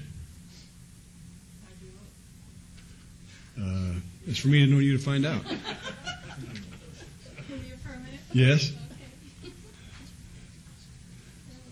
Am I signed in to vote? Motion carries. We okay? Okay, I'm going to read 47 and 48 together. It's the same property owner, but different properties adjacent to one another. 47 is a public hearing to consider the report of expenses to recover costs for abatement of nuisance located at 1368 Pyramid Drive in the amount of $6,200.02, and assess maximum of $207,050 in daily civil penalties. The property owner is Willie B. Jaquez, and this is in Ward 5. And maybe I'll trail this till Ricky gets here. Okay. All right. We'll trail 47 and 48 then. Ricky's not here. All right. We'll go to items 49 through 53, which are on the consent agenda. They're considered to be routine. They're recommended for approval by the Department of Planning and Development. May I have a motion, please, to approve the consent agenda items 49 through 53? We got you twice. I pushed the wrong name, I said.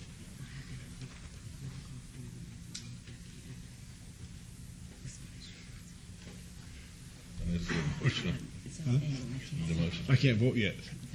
I'd move to follow staff's recommendation for approval of these items with all conditions. Okay. Let's vote, please. I vote yes.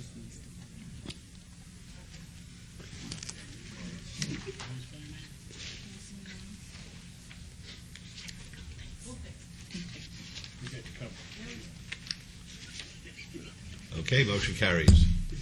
Item 55 is SUP 37625, special use permit. It's going to be a public hearing. The applicant is Czech City, the owner's Construction Group, Inc. Request for a special use permit to add a jewelry store, Class 3 use to an existing 2,010 square foot auto title loan establishment at 5861 West Craig Road. This is Suite 104. This is in Ward 6. The Planning Commission and staff both recommend approval, subject to conditions. A public hearing which is now open. Good afternoon, Your Honor, and members of the council. Lucy Stewart, 101 Convention Center Drive. And this is one of a series of additional gold purchase to, it's happened both with Czech City and Rapid Cash. And so I think had you had a one motion, one vote agenda this time, it probably would have been on there, but you didn't have enough items, so I'll be happy to answer any questions. But we support the conditions of staff and the Planning Commission. Okay, are there any questions at this time? All right, it's a public hearing, folks. If anybody would like to be heard. Here goes my record. Told me, I know he would toss me out. Whatever.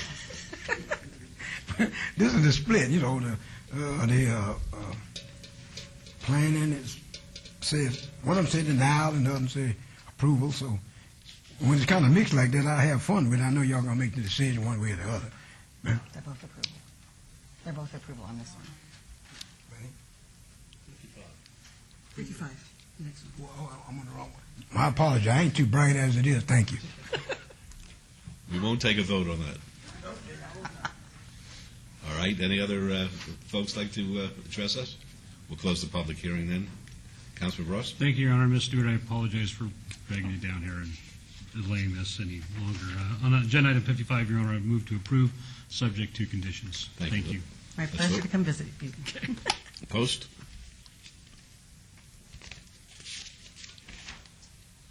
Motion carries. Thank you. Thank you very much. You're welcome. All right. 56 is RQR 37641. This is a public hearing. The applicant owner's MRA LLC require review of a previously approved special use permit for an existing 4,344 square foot supper club with a waiver to allow a 60-foot distance separation from a child care facility where 400 feet is required at 8991 West Sahara Avenue. This is in Ward 2, and the staff recommends approval, subject to conditions. It's a public hearing which is now open. Yes, ma'am. Mina Alfopera, 8991 West Sahara. I would like to request if we can have an extension of our business hour. Okay. Do you have any particular request? We're approved for 11:30, and we would like to extend it to 2 o'clock in the morning. All right. Anything else? That's it. All right. Are there any questions of the young lady? All right, folks, a public hearing, if anyone would like to be heard.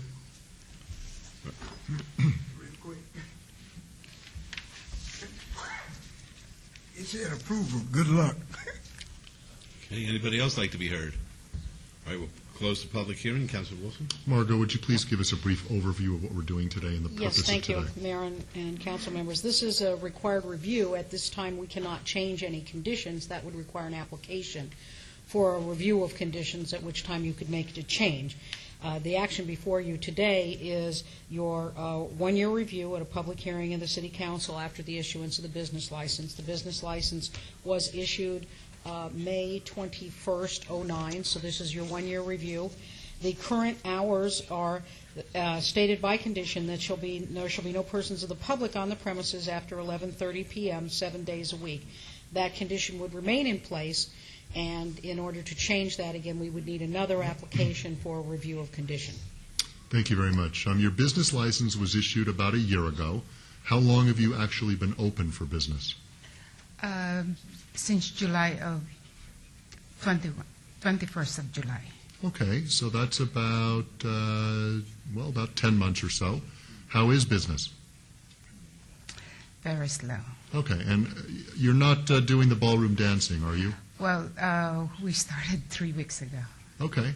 And So what are you mainly doing? It's a restaurant, correct? It's a restaurant. Okay, and what kind of food It's is? a fine dining Okay. Philippine restaurant. Okay. So because of the economy, so I try to avoid doing the ballroom dancing, but I have no choice that we have to offer it to the public who requested to have a ballroom dancing. So sometimes they want to extend the time of dancing, and because I told them that they have to leave the premises by 11:30 or sometimes 11 o'clock. Okay, here's what I'd like to do today. As my staff told us, we can't change the hours of operation today.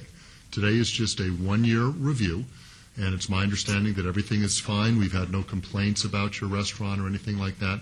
So I'm going to move for approval of a permanent license. Is that what I'm doing, Margot? You're just approving the required review. I'm just approving the required review. If you want to ask us to consider changing the hours of operation, you have to make an application for that and come before the council again. If you do that, if you want to do that, make your application, but come see me first so we can sit down in my office and talk about your business. Okay. Okay? Thank So you. my motion today is to approve the required review. But if Thank you'd you. like, you want to change the hours, fill out an application and come see me. Thank you very much. That's my motion, Your Honor. If there's a motion, let's vote on it, please. Post. Motion carries. 57 is RQR 37772, required 3-year review. It's a public hearing. The applicant is Lamar Advertising. The owner, Amber Investment Company, required 3-year review of an approved special use permit which allowed a 40-foot tall, 14-foot by 48-foot off-premise advertising sign at 336 West Sahara Avenue. This is in Ward 3, and the staff recommends approval, subject to conditions. It's a public hearing which is now open. Scott Nafter, Lamar Advertising, 1863 Helm Drive. We accept staff's conditions and ask for your approval. Right. Are there any questions? Folks, public hearing, if anyone would like to be heard. Seeing none, we'll close the public hearing. Move to follow staff's recommendation for approval of this item, sir. Thank you. Let's vote, please. Post.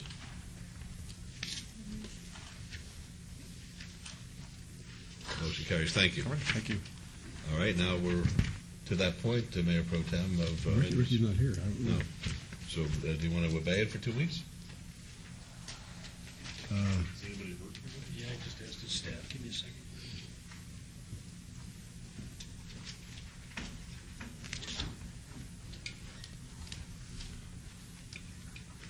Are there any problems with this application at all?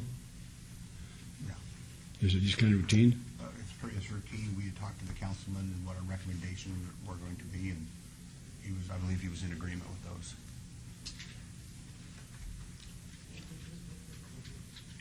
Let's just go ahead and hear it. All right, fair enough. Let's see, Councilman Russ, is he back there? She's contacting again, sir. Okay, thank you. All right, I'll read it into the record, and we'll go from there. 47 is a public hearing to consider the report of expenses to recover costs for abatement of nuisance located 1368 Pyramid Drive in the amount of $6,202. I can't get this right. $6,200.02, and assess a maximum of $207,050 in daily civil penalties. The property owner is Willie B.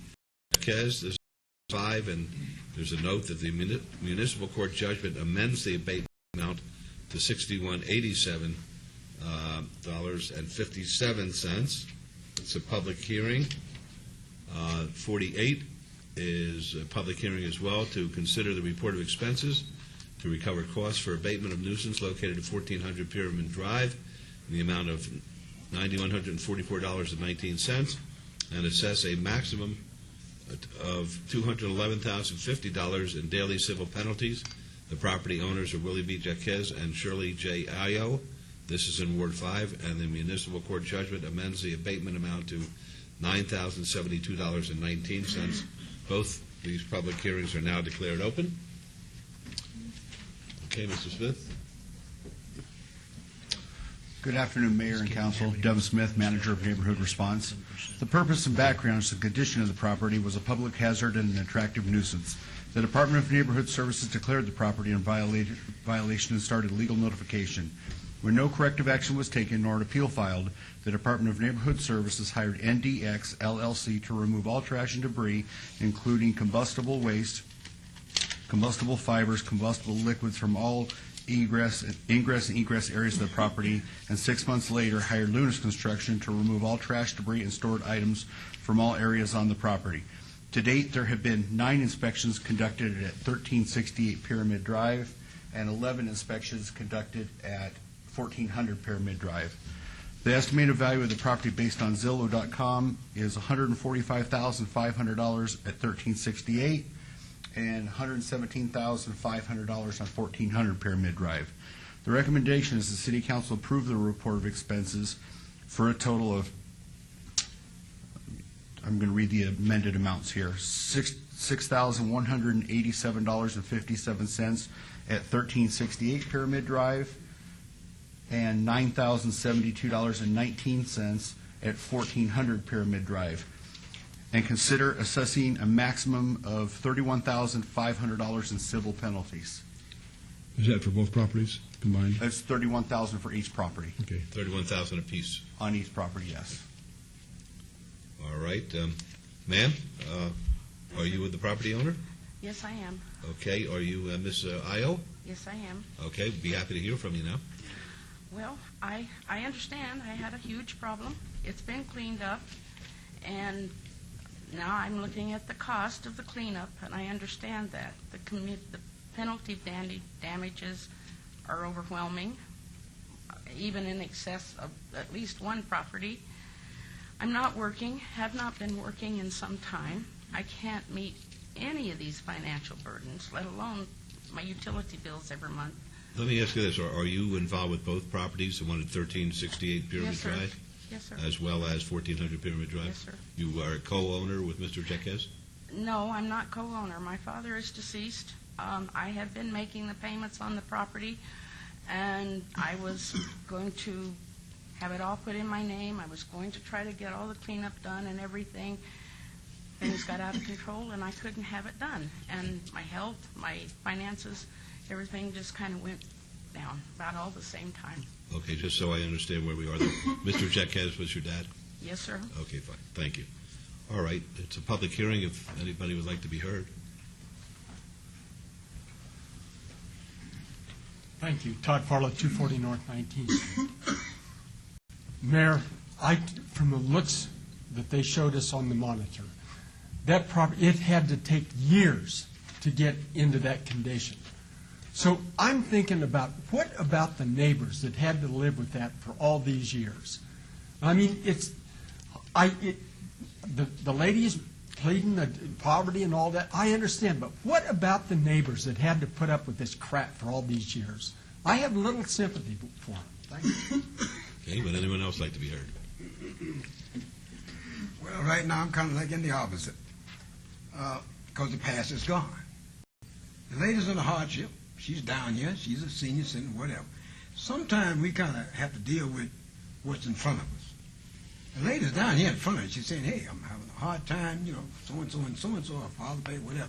So what we have here, this ain't even a Donnybrook, as I used to use.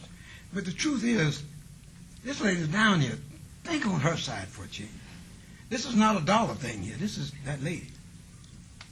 Ma'am, I'm on your side, whatever. Thank you, sir. All right, would anyone else like to be heard? All right, seeing none, we'll close the public hearing. I would like to apologize for all the circumstances, the condition my property was in, and everything. And yes, it took a lot of years. It started back with my father and my mother. This was their home, and I've lived there, raised there all my life. I've been in this town almost 50 years. Things happen and get out of control, and they did with me. That's all I can say. I apologize. That's all right. What is. All right, we'll close the public hearing. Councilor Barlow, we took items 47 and 48 together. Thank you, Mayor. Devin, just recap the conversations, communications in relation to the many years that this property has been in a very bad situation. Well, unfortunately, Councilman, this is a repeat offender that we've had this type of action several times before. We've had to go out. We've sent numerous certified letters. We've made numerous inspections to the property to try to get them to get into compliance. When they would not come into compliance, then what we had to do is we had to go to court, which took our time, city attorney's time, to get an administrative warrant to go on property, actually have a contractor remove it. The initial abatement that took place, the judge ordered that just egress and ingress and 10 feet from outside the building be removed to give them a chance to remove the rest of the debris themselves. Right. 6 months later, when that wasn't done and the debris was actually accumulated again, we had to get another court order to go back on site to remove the remainder of the property, and that's why there are 2 abatement costs associated with this property. Correct. And, ma'am, although I'm very sympathetic to your financial situation, our staff has worked very diligently to correct this problem, and also the residents have been crying out for well over 2.5 years in regards to the city to do something about this property. Yes, sir, I understand that, and I have responded to each notice I've been given. We have been working, it's only my son and myself, and we have been working on it. He even got some friends. We threw away a lot of stuff. We hauled away a lot of stuff. Let me ask you a question. Is the property paid for? One property is, yes, Your Honor, or yes, sir, sorry. Which property is that that's The paid for? 1400 Pyramid Drive. And Devin, what are, on the 1400 Pyramid, okay, I guess that's the next item, 48. No, we took them together. Oh, you took them together? Yes, since the same ownership. Okay, and what are we asking in regards to the 1400 Pyramid, Devin? On the 1400 Pyramid, what we're looking to get is the abatement fees of $9,072.69, and then our recommendation was going to be 10% of the possible daily civil penalties for $3,150. So the total on that abatement plus civil penalties would be $12,222.69. Okay, this is what I'm going to do for the 1400 Pyramid. I'm going to request that we retrieve the cost of abatement fees in the amount of $9,144.19. And Councilman, if I may, when we read that into the record, there was some court adjustments that were made. So the total on that, the abatement fees would be $9,072.69. okay, then I'll take that for the record. And versus the 10%, I would like to impose the 5% civil penalty fee for the nuisance that it actually has caused the residents in this area. That would be my motion for 1400 Pyramid. All right, that's item 48. Let's take it separately. We'll vote on that, please. Please vote. Opposed? And as far as Motion carries. And as far as 1368 Pyramid, were there any adjustments, Devin, to the abatement costs? Yes, the abatement per the court that we're allowed to collect is $6,187.57. I would like to take that for the record. And also the 5% versus the 10 on the daily civil penalty fees. That would be my motion. All right, let's vote on that, please. Opposed? Motion carries. Mayor, Yes. if I may, Devin, can you explain to her through the mayor, please, and Councilman, with your permission and indulgence, how this works now, that these will be liens filed against those properties until sold and such liens are satisfied? Right. These will be placed on your property in the form of a lien. If they're not paid within 1 year, they'll be sent over to the Clark County taxes, or to the assessor's office, and be placed on the tax roll to be paid with your taxes. Okay. Okay, thank you. Could I get clarification of what Mr. Barlow said? I didn't hear. Yes, on the 1400 Pyramid Drive, it was recommended and passed for the abatement costs, actually, of $9,072.69 plus 5% of the daily civil penalties. Yes, sir. And on 1368, it was $6,187.57 on the abatement, and then 5% of the civil penalty. Okay. And, Your Honor, if I may, just for the record, on those civil penalties, it'd be $1,575 on each of the properties. would be 5% of the $31,500. Okay, where does the $31,500 come in? I don't see that in any of the material. When we went to court on that, the judge stipulated times in there of days of civil action that we could take place. Okay. And originally, it was from the day the case started, but they said why it was in litigation, he denied those days. Okay, fine. So we based it on the court's decision of, that's where we came up with the $31,500. Okay, very good. I appreciate that.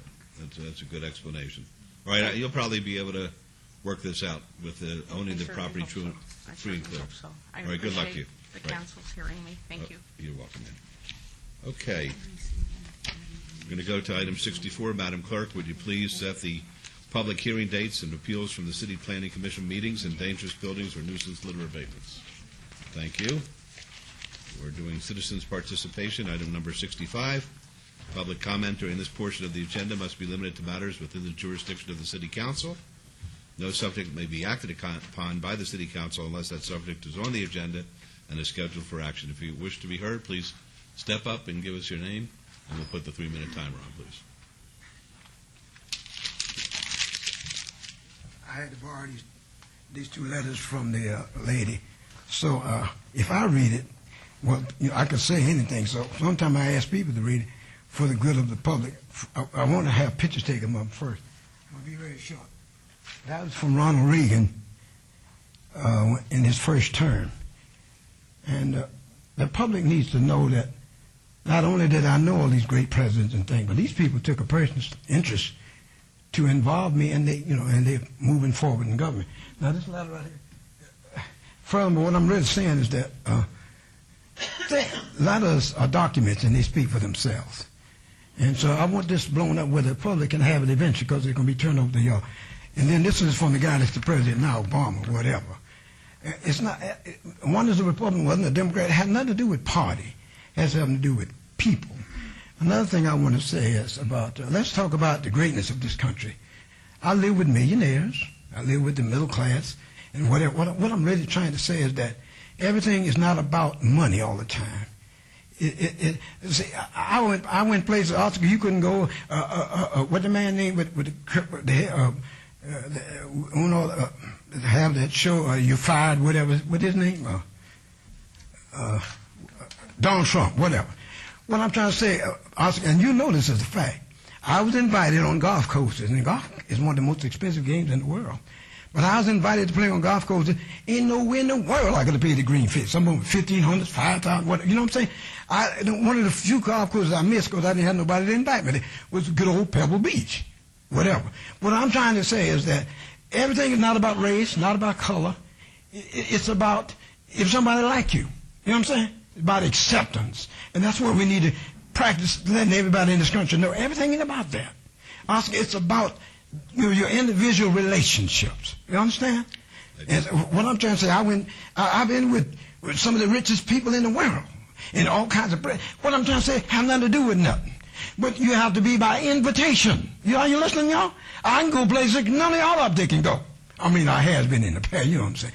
But it was by invitation. That's what I want us to all understand. This nation is great. And Bobby Kennedy said one time many years ago, he said there's justice for all that can afford to pay for it. And that's how OJ got off with that.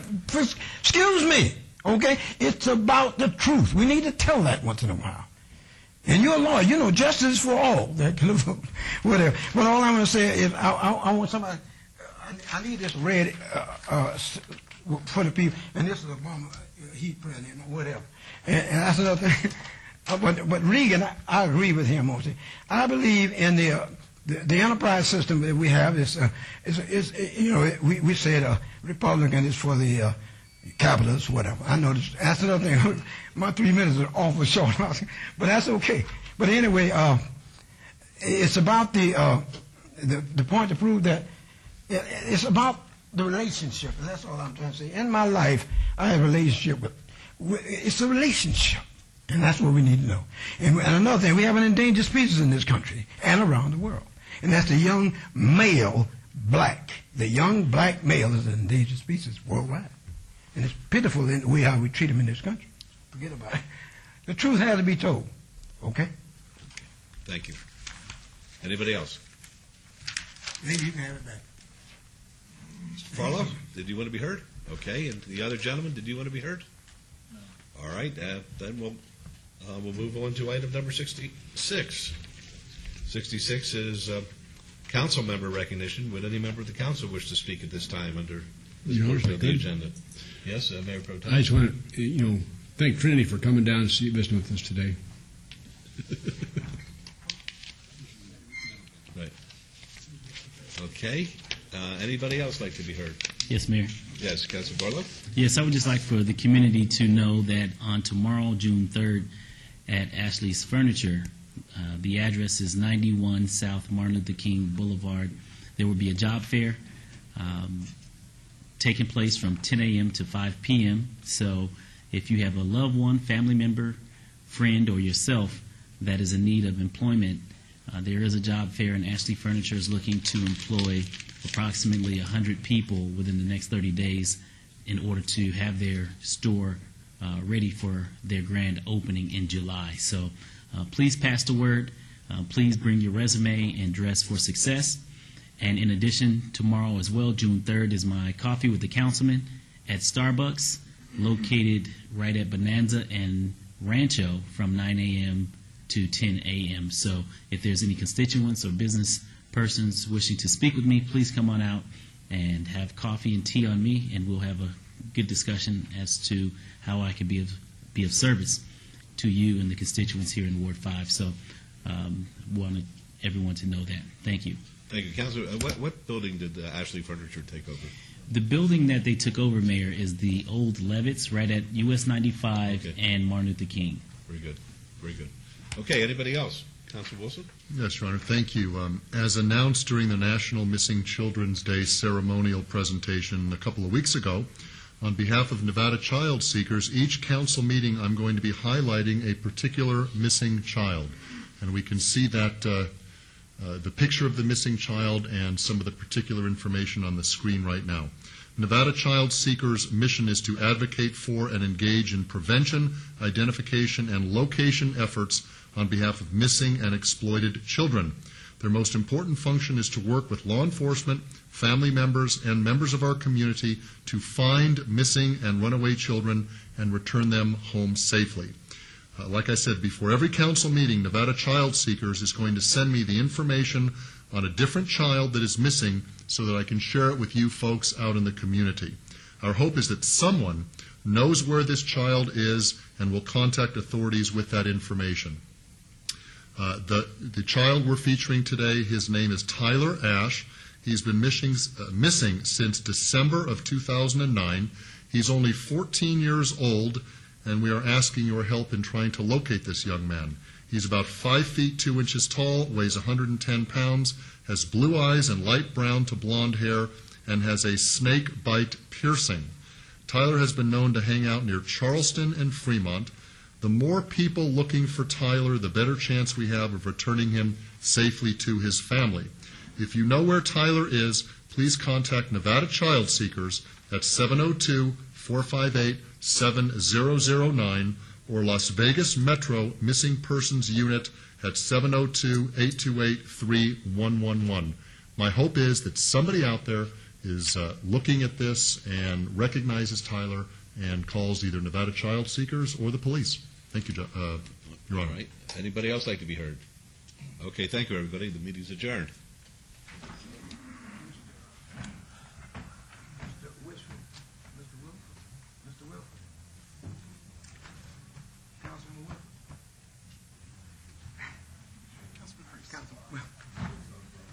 I got your card.